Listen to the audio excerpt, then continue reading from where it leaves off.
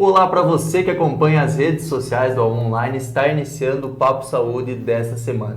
Hoje eu estou aqui com o fisioterapeuta Felipe Freitas Araújo e nós vamos conversar um pouco sobre a fisioterapia na prevenção de lesões e também na reabilitação pós-cirurgia. É depois da vinheta. Cartão Saúde Santa Mônica, um novo jeito de cuidar de você. Agora você terá acesso ao que há de melhor em tecnologia e atendimento em saúde. Tudo com preços acessíveis, descontos de até 50% em consultas, valores diferenciados em internação hospitalar, exames especializados e muito mais. Pense no seu bem-estar, solicite informações. Cartão Saúde Santa Mônica, benefícios para toda a família. Santa Mônica, mais que um hospital, um complexo de saúde. O Centro Hospitalar Santa Mônica conta com um moderno equipamento para tratamento de cálculos renais, litotripsia extracorpórea. As vantagens da litotripsia são inúmeras. Tratamentos sem cirurgia e com rápida recuperação. O procedimento é realizado por médicos urologistas, enfermeiras e técnicas, profissionais altamente treinados e qualificados. O Santa Mônica atende pelos convênios IP, Unimed, Coop Saúde, Tacmed e São Camilo. Além dos planos, também atende pelo cartão Saúde Santa Mônica. Centro de Tratamento de Cálculos Renais. Médicos responsáveis, Dr. Antônio Todeschini, Dr. Dércio Nonemacher e Dr. Henrique Nonemacher. Santa Mônica, localizado na Rua Itália. O fone é 3522-0500.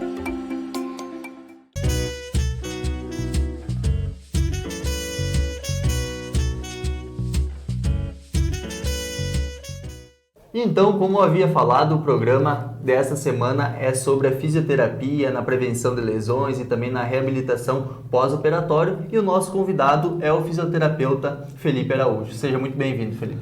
Obrigado. Bom dia a todos. Meu nome é Felipe Freitas Araújo, sou fisioterapeuta formado há 20 anos. Tenho alguns títulos, alguns títulos e cursos que eu fui agregando ao longo da minha carreira e que hoje a gente consegue contribuir bem no quesito para a sociedade em relação tanto a recuperações de cirurgias como prevenções de lesões.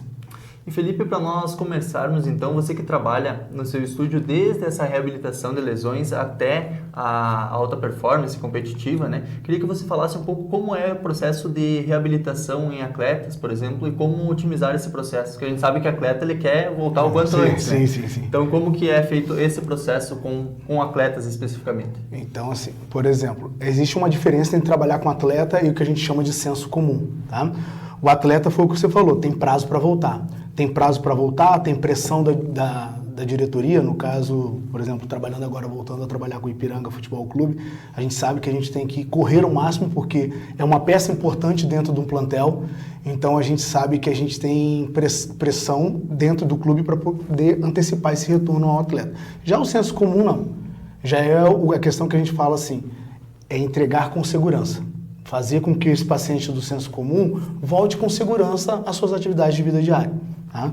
Os atletas não, são reavaliações diárias e aí a gente observa ganhos inclusive mais rápidos do que o senso comum, por uma questão até mesmo de toda a adaptação fisiológica, biomecânica que esse atleta já tem. Ou seja, esse atleta ele é mais forte, ele consegue se recuperar mais rápido. Condicionamento físico possibilita isso. Perfeito, que é o que a gente vai falar daqui a pouco sobre prevenção de lesão, como isso impacta até mesmo dentro de uma recuperação pós-cirúrgica. Então, o atleta a gente consegue entregar mais rápido. Claro que depende, cada lesão é uma lesão. Vamos falar aqui, de repente, de 3 tipos de lesão: óssea, articular e muscular. São lesões de características diferentes e que têm tempos diferentes de recuperação. Por exemplo, uma lesão muscular, você volta muito mais rápido que uma lesão de fratura, por exemplo. Entendeu? Ou uma cirurgia de ligamento cruzado anterior, que é talvez uma das cirurgias mais longas que a gente tem lá no estúdio de recuperação, que é por volta de 8 meses. Uma fratura, 6, mas aí tem que fazer todo o trabalho de recondicionamento com esse atleta para ele entregar ele de forma segura ao campo. E se tratando então justamente, você falou que tem esse prazo, né? Que o atleta tem a pressa para voltar. Existe algum problema nisso visando a saúde do atleta? Ou como realmente fazer ele voltar nesse prazo sem que isso comprometa, por exemplo, a recuperação, a reabilitação dele? Como garantir que ele vai realmente voltar com a saúde, seja articular, óssea, muscular em dia, e quando é possível perceber que essa recuperação não está acontecendo no prazo estipulado? Existe reavaliações, como eu falei, diárias, né, que a gente faz ao atleta, e a gente já espera os ganhos dentro daquela janela. Você faz o trabalho um dia, já espera que ele apareça de outra forma no dia seguinte, tá? Mas essas lesões, esse retorno, estão diretamente ligados ao nível de preparação física adequado. Quanto melhor a preparação física feita em relação a esse atleta, quando ele tem uma lesão, mais rápido ele consegue voltar. Uma preparação física deficiente, esse atleta machuca e ele tem dificuldades em retornar por conta de uma preparação física mal feita. Então, para mostrar para você, essas áreas são interligadas, não tem como isolar elas. Então, eu dependo, o sucesso da fisioterapia está diretamente ligada à preparação física, ao trabalho do preparador físico dentro do clube. Porque ele me entrega atletas saudáveis, fortes enfim, bem condicionados, eu consigo, no ato de uma lesão, e elas vão acontecer ao longo da temporada, tá? Eu consigo entregar eles mais rápido. Então, a fisioterapia, ela está diretamente ligada à preparação física, principalmente a nível de atleta, mas a gente sabe que tem as janelas, como você perguntou, assim, como eu vou garantir? Pelas avaliações e o que se faz e o resultado no dia seguinte. Entendeu? E isso vai interferir. Olha, eu já olho para o atleta assim, ele está no prazo. E não, esse cara está acelerando muito rápido, ele vai voltar mais rápido. Sim. Ou, pô, eu fiz isso e não deu o que eu esperava. Alguma coisa tem por trás que vai me atrasar a entrega do atleta para o treinador. E quando é possível perceber você vê que vai atrasar essa entrega, né? Mas claro, o atleta está ali querendo voltar, o clube muitas vezes pressiona. Como lidar com essa situação da pressão o atleta tem que voltar, a gente está precisando dele, e vocês percebem que o processo não está sendo como o esperado? Olha, isso é uma coisa bem... Quando acontece isso é bem tenso dentro do clube, eu falo, porque todo mundo quer o atleta, vamos dizer que é o camisa 10. Então eu preciso entregar esse cara, e as coisas não estão acontecendo da forma que a gente espera. A gente vai intensificar o trabalho, a gente vai investigar através de exames, a gente vai fazer exames diários, como dentro das avaliações, um pouco mais detalhada, porque isso tudo a gente tem que colher informações. Se a coisa não está saindo da forma como a gente espera, a gente tem que investigar. Temos que investigar. E aí sim, tem a importância do médico dentro do clube, para ele dar esse respaldo para a gente em relação ao exame. A opinião do médico é importante, fundamental, para a gente ter aquele tipo, doutor, não está evoluindo. O que o senhor acha? Não tem problema nenhum em perguntar isso. O que o senhor acha? Entendeu? Então, os médicos lá, por exemplo, do Ipiranga Futebol Clube, a gente tem total acesso a eles. Eles são parceiros da gente. Então, não tem, é tudo em prol do atleta. Não é nada em prol do Felipe, ou do médico A, ou do preparador C. É em prol do atleta. A gente tem que fazer o que é melhor para ele. Ou seja, para ele voltar mais rápido, vai demandar uma análise de dados mais apuradas para a gente entregar esse atleta o mais rápido possível. E a prioridade, então, acaba sendo, por mais que tenha essa pressão para voltar, é a saúde e a segurança do atleta para que ele possa voltar realmente em condições. E mesmo porque tem o perigo do seguinte, se eu entrego um atleta, vamos dizer assim, de uma forma bem geral, para as pessoas entenderem, se eu entrego o atleta desbalanceado, sabe o que vai acontecer? Ele vai bater no campo e vai voltar para mim. Não dá sequência. Não dá sequência.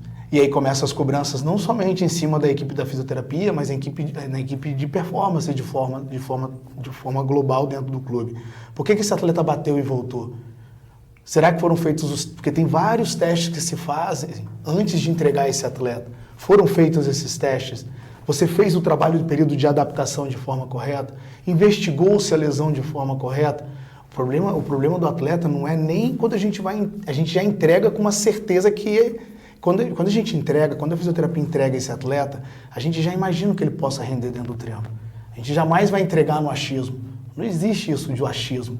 Existe uma série de protocolos que a gente segue para a gente entregar o atleta, para a gente ter pelo menos um respaldo de 99% que esse cara vai bater na preparação física e vai ficar Lógico que tem aquele 1%, que não dá para garantir 100%, porque o corpo, às vezes, reage de uma forma diferente. Depende de muitos fatores. Exato, vários outros fatores, exatamente.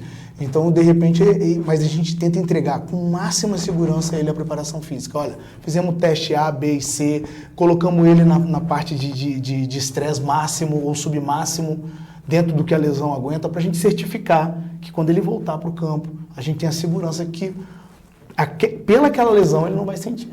Ele pode, de repente, dentro ter outra lesão, como já aconteceu, mas não dessa forma. E Felipe, você comentou sobre essa importância da preparação física, né, aliada à fisioterapia, esse trabalho conjunto. Você, em seu estúdio, trabalha tanto com a fisioterapia, né, aliada à educação física e também à nutrição. Queria que você comentasse mais especificamente sobre esse trabalho conjunto e a importância, assim, de seguir uma linha de trabalho, ter esses profissionais atuando de forma realmente conjunta, né, trocando informações e seguindo o mesmo método de trabalho para potencializar, então, essa recuperação do paciente e também a performance dele. Né? Certo. Lá no estúdio, a gente não olha muito a questão de título, o papel. A gente sabe que todos os profissionais que estão ali trabalham com o corpo, com o movimento. Então, eles têm a obrigação de saber. Lógico que a gente respeita cada fase de diploma, que é, por exemplo, vou dar um exemplo, um pós-cirúrgico de joelho, que é o que mais chega no estúdio, lá no estúdio. Lógico que as primeiras fases são do fisioterapeuta. É aquela fase de inflamação, de edema, de calor, de dor. Então demanda um cuidado maior e que o fisioterapeuta está apto a dar. Porém, ele cai numa fase pós essa fase de lesão, ele cai na fase que a gente chama de transição. Nesse momento, na fase de transição, cabe aos dois profissionais realizarem esse trabalho. Quando ele cai na fase de transição, também é chamada a questão da nutricionista. Não só na fase de transição, mas na fase aguda da cirurgia, que existem alimentos anti-inflamatórios que podem ser passados. Então a gente coloca a nutricionista dentro do plano de tratamento justamente para esse paciente já começar, inclusive, a vida dele ativa dentro da atividade física, que é o mais importante. A gente não quer ele só na fase da fisioterapia. A gente quer transformar ele em cliente da performance. Então, voltando a falar, dentro daquela caixinha da transição, os três profissionais estão trabalhando ali, tanto educadores físicos, como fisioterapeutas, como nutricionista.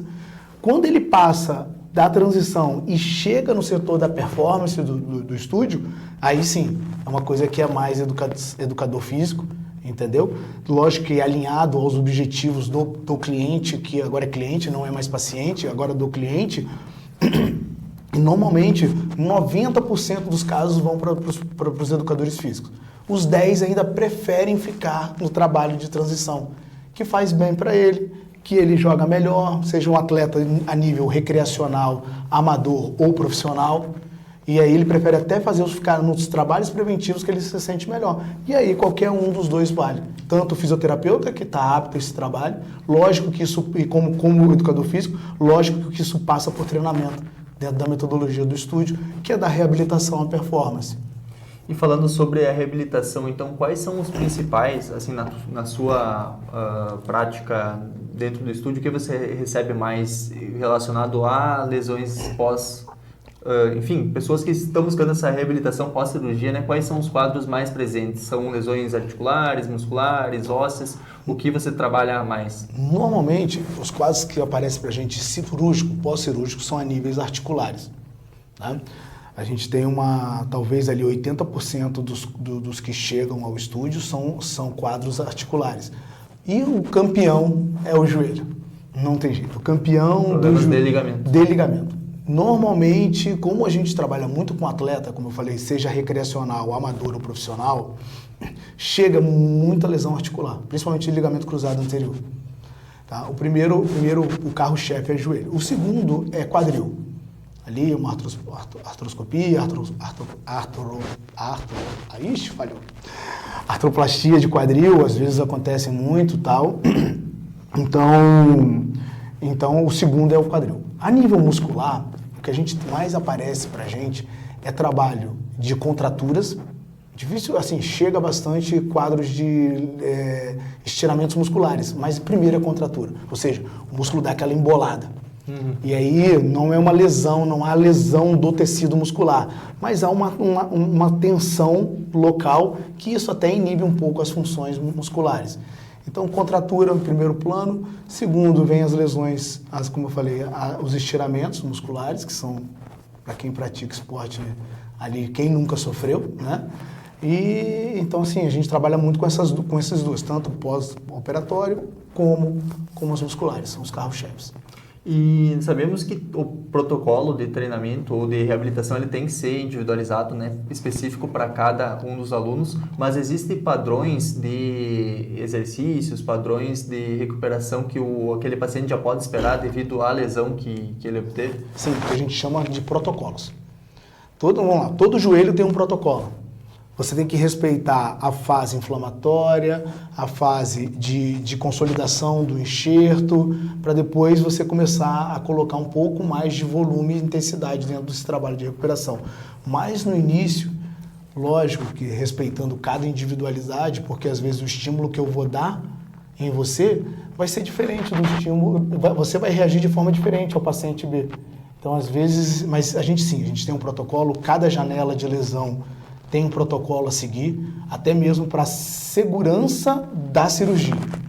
Se o profissional quiser arriscar, ele também tem que ter cuidado com as consequências desse... Ou seja, tem uma base, né, que vai ser adaptada a cada especificidade dos alunos, Isso, dos pacientes. Dos pacientes, sim. Então, tem umas janelas, como eu falei, protocolos, mas também tem aquele paciente que a gente dá um estímulo e reage super bem. Ou seja, você já vê que, de repente, esse cara, ele vai ser entregue um pouco mais rápido do que aquele que a gente deu o estímulo e ficou. Aí dá um estímulo de novo, ele ganha um pouquinho. Então, mas é devido ao condicionamento físico dessa pessoa, desse atleta? Mas aí nem sempre está muito assim. Lógico que o pós-operatório lá na frente, a preparação física, a capacidade física anterior vai interferir lá na frente um pouquinho. Mas nesse início, nessa janela inicial, onde tem muita inflamação e preocupação com o enxerto da cirurgia, ainda não. Mas aí depois de um terceiro, quarto mês, se a gente está falando de ligamento cruzado anterior, aí sim, aquela memória muscular ali vai acender e ele vai recuperar mais rápido. E como lidar com particularidades de diferentes tipos de pessoas, né? Eu não sei quais são... Você falou que trabalha bastante com atletas, né? Não sei se você trabalha também com diferentes faixas etárias, por exemplo, diferentes pessoas que têm diferentes condicionamentos físicos também, né? Então eu queria que você comentasse um pouco como é o trabalho, por exemplo, relacionado a um indivíduo mais novo, criança ou pré-adolescente, adolescente, até o adulto, o idoso, ou pessoas que estão acima do peso, têm doenças crônicas como hernia de disco, por exemplo. Como é desenvolvido o trabalho considerando essas múltiplas variáveis? A avaliação nesse momento é super importante, porque é ela que vai nortear todo o trabalho que vai ser feito. Então, a gente tem um critério de avaliação muito forte dentro do estúdio. E aí, por exemplo, se chega uma adolescente, a gente respeita as questões de fase de crescimento, tudo isso, que tem que ser respeitado. O idoso, a capacidade de funcionalidade daquele corpo do idoso, ele consegue agachar? Ele não consegue agachar? Ele tem dificuldade em caminhar? Ele desequilibra ao caminhar? Então, tudo isso é levado super em conta justamente para a gente criar um protocolo bem específico para aquela pessoa. Idades diferentes, sexo diferente, pesos diferentes, doenças diferentes. Mas a avaliação física, tanto feita pelo profissional da nutrição, como da fisioterapia, como da performance, tem que ser bem específico, tem que fechar bem direitinho para a gente ter, primeiro, segurança no que a gente vai fazer. E segundo, o principal, ganhos reais dentro da fisioterapia ou da performance. Que é um grande problema, às vezes, dentro da fisioterapia. Pessoa, quantos pacientes chegam pra gente e falam assim, putz, eu fiquei lá 2 meses, não tive ganho que eu tive aqui em 1 semana. Por quê? Porque o protocolo de trabalho é específico para aquela pessoa. Não dá para aplicar geral, tá? Não dá para aplicar geral para todo mundo, porque cada um, como eu chamei, sexo, peso, idade, a cor, o trabalho, entendeu? Tudo isso é individualidade. E você tem que respeitar as individualidades. Até porque senão poderia ser passado, por exemplo, um protocolo ali, uma ficha de exercício de reabilitação ou de depois preparação física e explicar pro paciente, pro aluno como é que faz e depois se vira sozinho. Não tem como ser dessa forma. Não tem isso. E outra coisa, uma coisa é trabalhar, é o que a gente fala. Dentro das academias tem a musculação. A musculação, eu sou fã da musculação também, tá? Mas ela te permite que você trabalhe sozinho. Tanto que a gente tem vários alunos que só pagam a matrícula na academia e vão treinar sozinho. E tem ganhos. O trabalho de performance não te permite isso. O trabalho de performance, ela está ligada diretamente com uma fisioterapia, como a fisioterapia trabalha. Então, são resistências em movimentos, seja ele nas dimensões ou nos planos que a gente entende, tá? Mas não dá para trabalhar performance sozinho. Não dá, precisa uma série de quesitos, seja tempo de estímulo, uma série de coisinhas que não dá. E de fato não dá, tanto que a gente percebe que às vezes alunos saem, voltam, falam, não dá, tem como, realmente o trabalho é diferente, performar é diferente do que treinar a musculação. Sim, tem toda uma busca maior por resultados, né? Exatamente. E exige um acompanhamento maior. Maior, exatamente.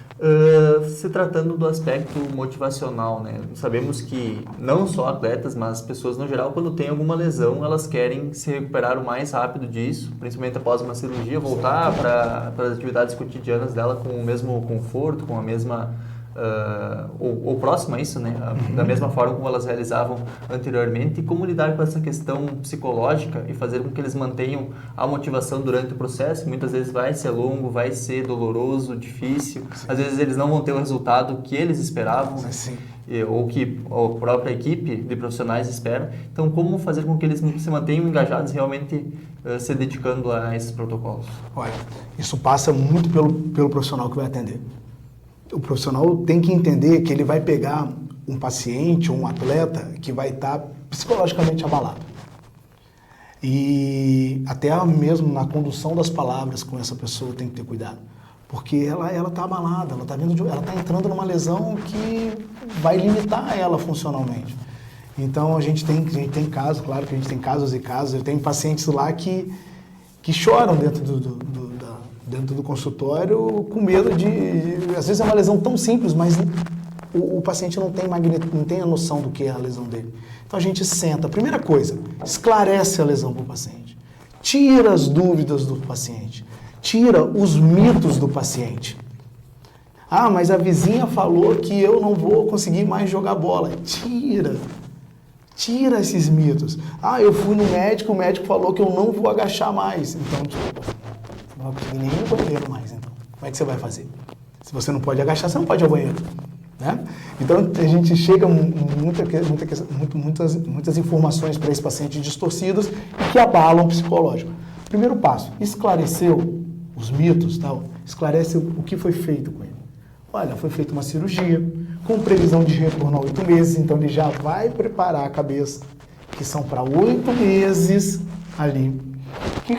Que as fases dessa cirurgia, a primeira é a inflamação, a gente vai controlar a inflamação, a segunda a gente vai ganhar um pouco de força, mas dentro de um conceito que a gente não pode fazer muitas coisas ainda, porque o enxerto ele não está fixado.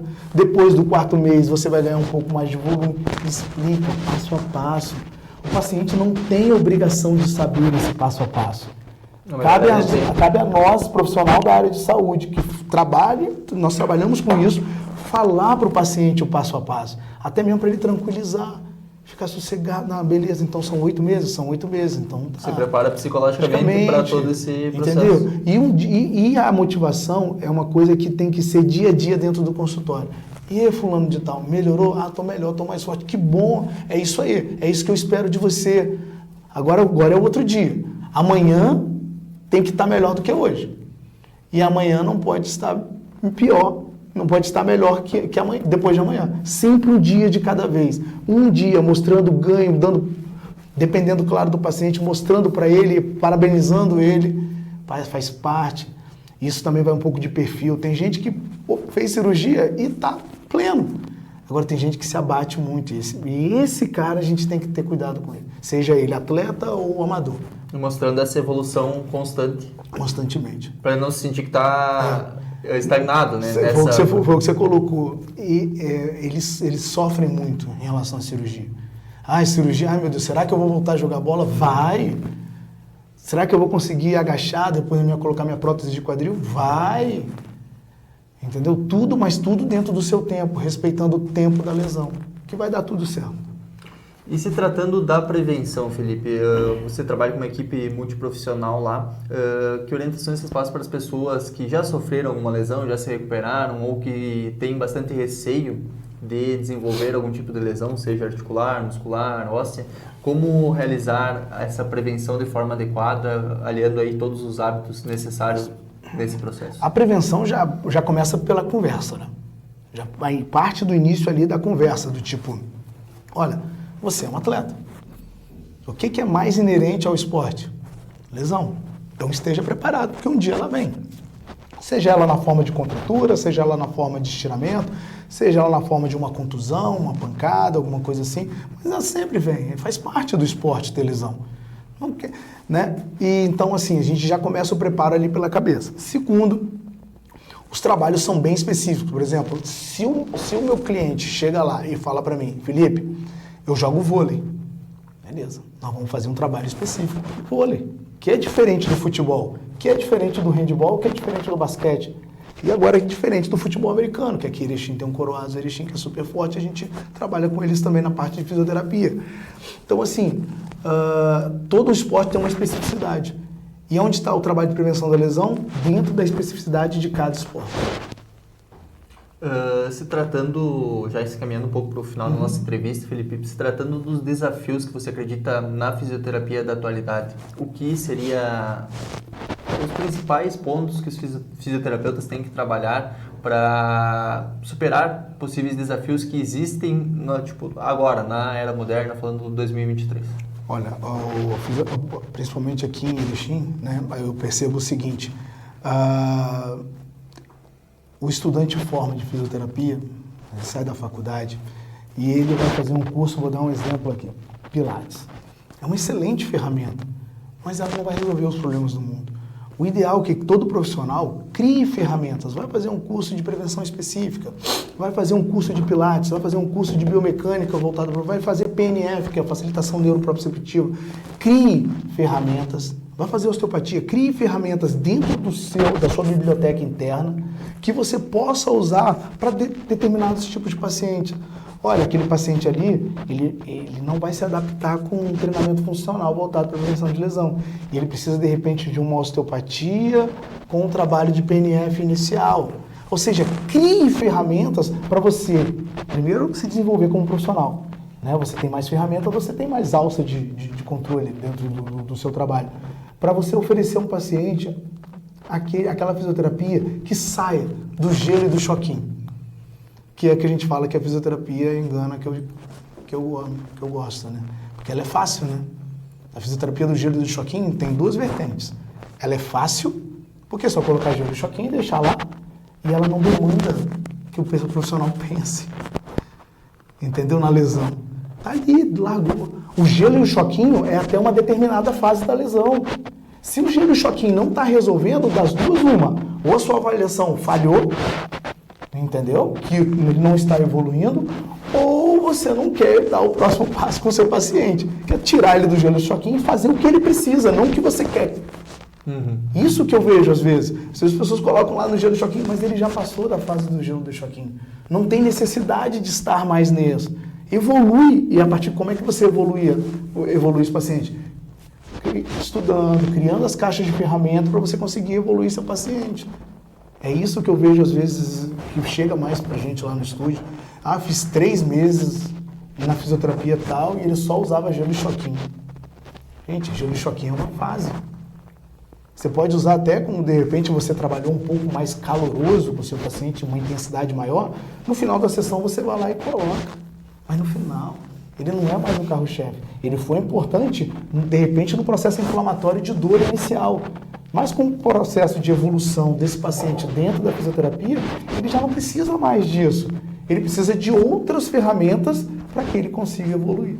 Tem um ditado que a gente fala no empreendedorismo, que as ferramentas de hoje, as ferramentas de ontem não vão fazer com que eu chegue a um próximo nível na minha carreira.